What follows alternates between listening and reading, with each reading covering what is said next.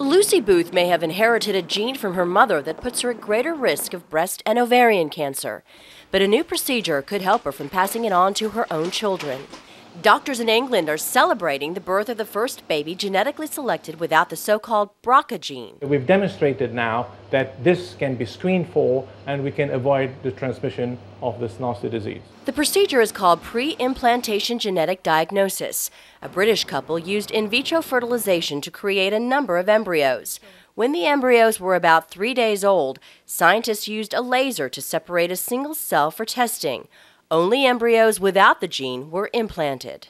Not all breast cancers are triggered by this genetic mutation, but women who have it have an 80% chance of developing breast cancer, a 60% chance of developing ovarian cancer, and a 50% chance of passing the mutation on to their children.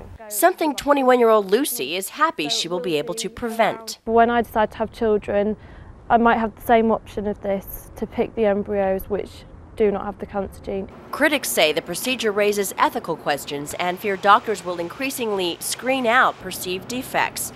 But doctors say the benefit of preventing cancers in future generations outweigh those concerns. Teri Okita, CBS News, Los Angeles.